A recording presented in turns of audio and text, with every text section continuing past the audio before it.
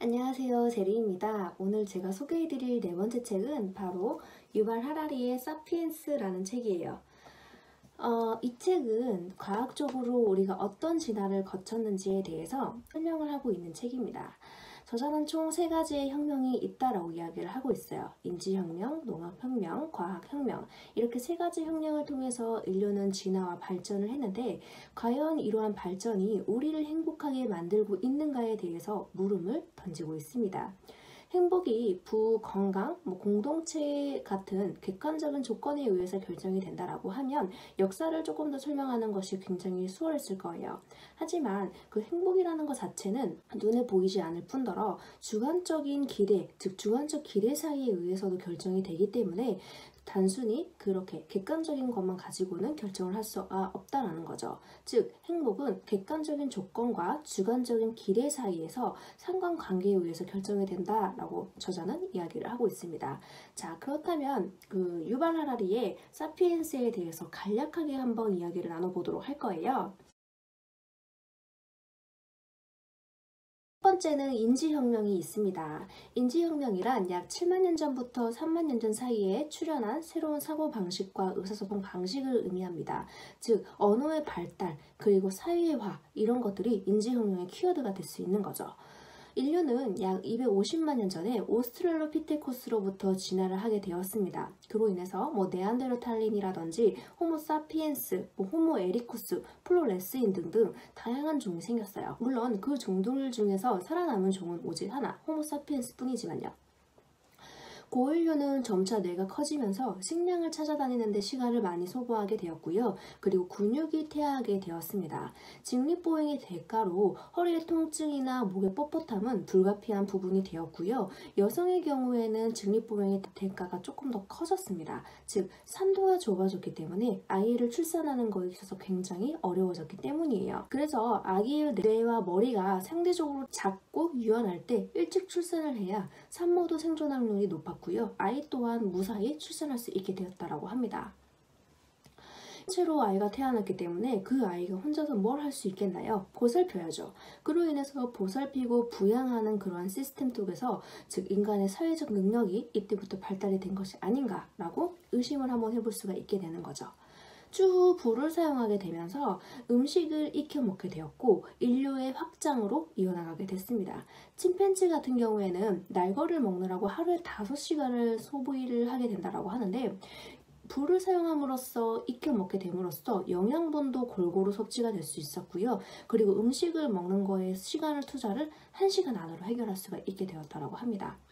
자, 그렇다면 네안데르탈린과 호모사피엔스는 어찌하여서 호모사피엔스 종만 살아남게 되었을까요?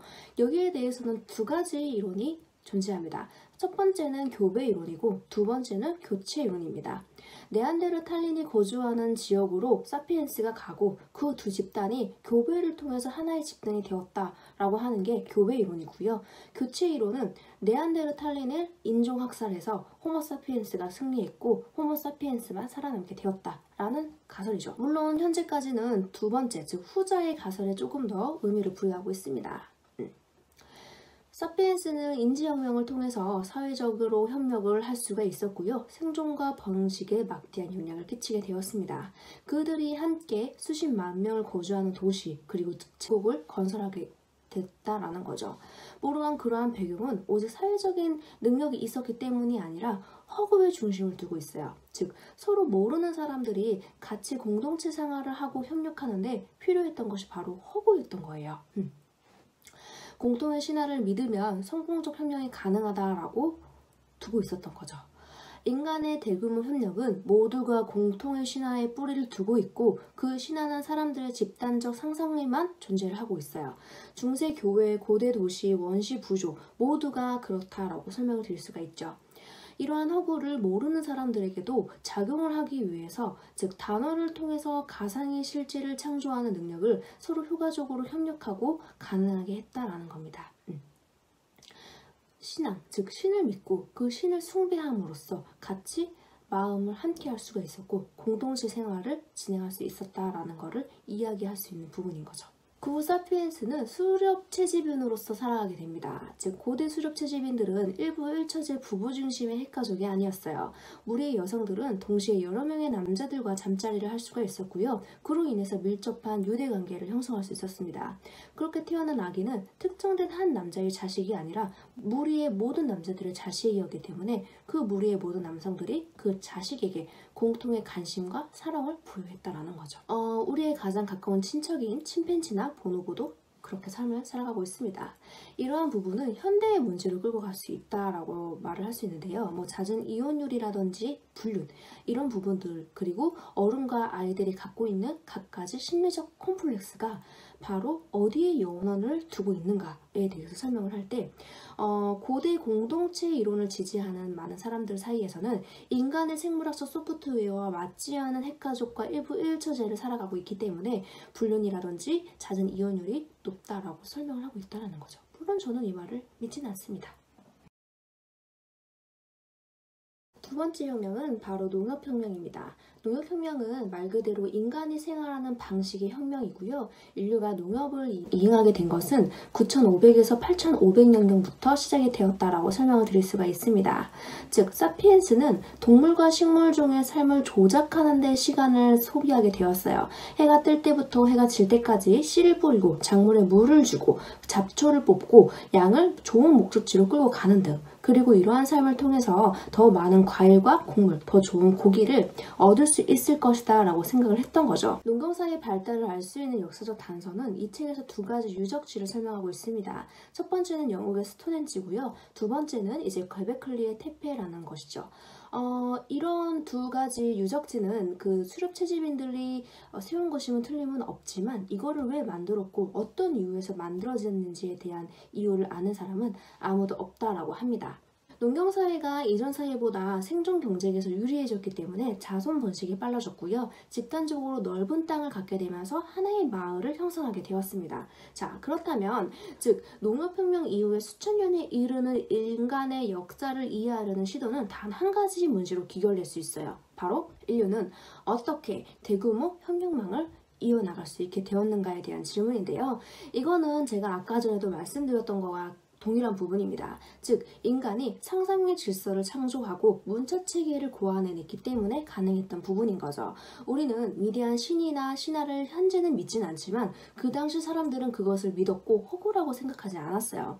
그리고 쓰는 것을 통해서 신화는 사람들에게 전파가 되었고 함께 협력하는 데 원동력이 되었다라는 거죠. 그러한 부분은 불확실성을 예측할 수 있는 수단으로도 이어질 수 있게 되었습니다. 우리가 열심히 막 재배를 해요. 그런데 자연재해로 망했어요. 그러면 기도를 해서 다음에는 그러한 일이 생기지 않게끔 이렇게 기도를 하죠. 이런 게 다 신이 있다라고 믿기 때문인 거죠. 그렇기 때문에 종교나 이런 신앙심, 즉 이러한 그 신화적인 부분은 사람을 공동체, 즉 하나로 만들 수 있게 해주었고 대규모 혁명을 만드는 촉매제로 활용이 되었다라고 저자는 이야기를 하고 있어요. 농업혁명으로 인해서 하나의 사회가 만들어지고 그로 인해서 계급이 만들어지게 되었습니다. 그래서 또 다른 책에서는 농업혁명 자체가 인류가 만들어낸 흑역사다라고 이야기를 하는 사람들도 있습니다. 즉 계급사회가 만들어졌기 때문이에요. 그로 인해서 열심히 일하는 사람들은 열심히 일을 하고 노는 사람들은 놀면서 그렇게 지배층과 피지배층 간의 계층 구조가 형성하게 되었다는 거죠. 엄격한 위계질서는 집안에서도 적용이 됩니다. 즉 태어난 자식은 부모님의 재산이었던 거죠. 즉 독립된 개인으로 바라보지 않았다는 겁니다. 계급사회가 형성이 되자 상류층의 특권과 권력을 향유하는 동안에 하류층들은 그 차별과 억압, 고통을 받으면서 시간을 보내게 되었어요. 그 이후에 1776년에 미국인들이 수립한 가상의 질서는 모든 사람들이 평등하다라고 선언을 했지만 또 다른 위기질서가 확립이 되었죠. 바로 인종차별이었습니다. 백인과 흑인 사이의 인종차별이었죠. 그때 당시에는 백인 여성이 흑인 남성과 잠자리를 하면 백인 스스로가 수치심을 느껴서 그 잠자리를 한 백인 여성을 살해했다라고도 하네요. 인종차별 또한 존중 발언으로 거듭나면서 좀 어느 정도 회복이 되었어요. 그 다음에 나타난 차별은 과연 무엇일까요? 바로 남녀차별이죠. 우리는 역사에서 보는 것처럼 서로가 평등하다고 늘 주장을 하면서도 끊임없이 차별하고 차등하고 자신이 조금 더 우월하다라는 거를 입증하기 위해서 안달나 있는 종족이라는 거죠.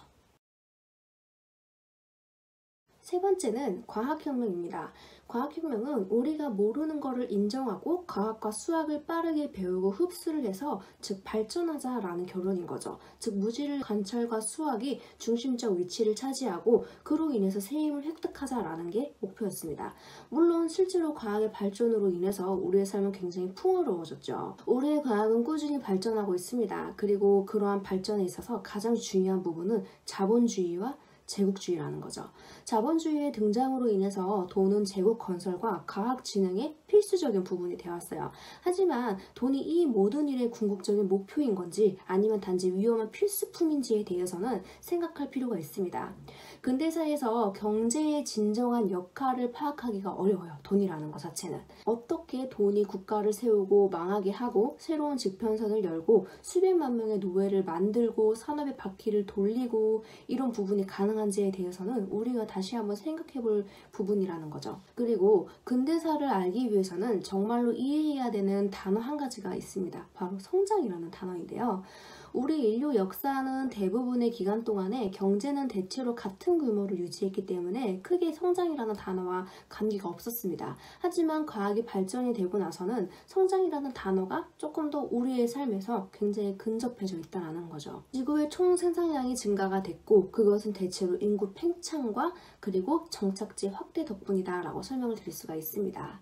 끝으로 민족주의자들은 정치적 자기결정권이 우리 행복의 필수 요소라고 보고 있고요. 공산주의자들은 프롤레타리아 독재가 시행이 되면 모두가 행복해질 거다라고 이야기를 하고 있습니다. 마지막으로 자본주의자들은 오로지 자유시장만이 최대 다수의 최대 행복을 보장할 수 있다라고 주장을 하고 있죠. 자유시장이 경제를 성장시키고 물질적 풍요를 가져오고 사람들로 하여금 자립적이고 그리고 기업가적인 지출성을 갖도록 가르친다라는 겁니다.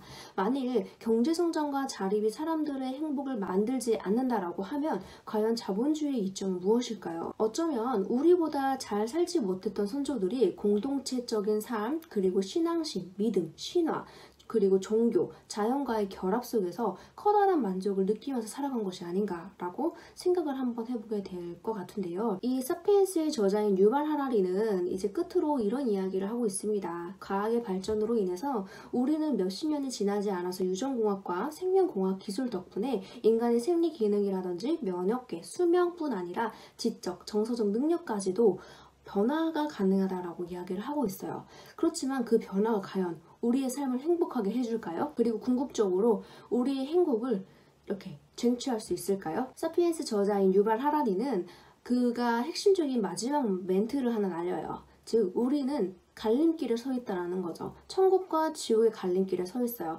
그리고 그 갈림길 앞에 서 있고 그 사이를 오락가락 한다라는 거예요.